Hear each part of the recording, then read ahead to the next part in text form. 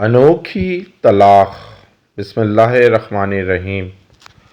دفتر میں کام کرتے ہوئے ایک صاحب کا موبائل چوری ہو گیا۔ دن بھر کی مصروفیات کے بعد تھکے ہارے صاحب بہادر نے جو ہی گھر کی دہلیز پر قدم رکھا تو اگلا منظر دیکھ کر چونکے بنا نہ رہ سکے۔ گھر میں ساس اور سسر اپنی بیٹی کا سامان پیک کیے ان کے منتظر تھے۔ بیگم اور ساس کی آنکھیں رو رو کر سرخ ہو چکی تھیں، جبکہ ان کے داخل ہونے پر سسر کے ماتھے پر نفرت کی لکیریں بھی عیاں ہونے لگی تھیں۔ کہاں لے کر جا رہے ہیں میری بیوی کو؟ خیریت تو ہے؟ انہوں نے کچھ نہ سمجھنے والے انداز میں دریافت کیا تو سسر نے آگے بڑھ کر ان کی بیوی کا موبائل ان کے سامنے کر دیا۔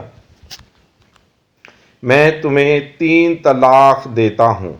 بیوی کو ان کے نمبر سے میسج آیا تھا۔ میسج دیکھ کر صاحب نے ایک ٹھنڈی آہ بھری اور بتایا کہ ان کا موبائل تو صبح سے چوری ہو گیا تھا۔ انہوں نے اپنی جیبیں الٹ کر سب کو یقین دلایا تو ان کی بیگم اپنی ماں سے لپٹ کر رونے لگی اور سسر صاحب نے اپنی ٹانگیں بیٹھے بیٹھے دراز کر لیں۔ لیکن چور نے میری بیوی کو طلاق کا میسج کیوں کیا تھا؟ سوال۔ الجھن کے مارے انہوں نے اپنا نمبر ڈائل کیا تو چور نے فون اٹھایا۔ صاحب چھٹتے ہی پھٹ پڑے۔ کمینے انسان! فون چرایا سو چرایا۔ میری بیوی کو طلاق دینے کا حق تمہیں کس نے دیا تھا؟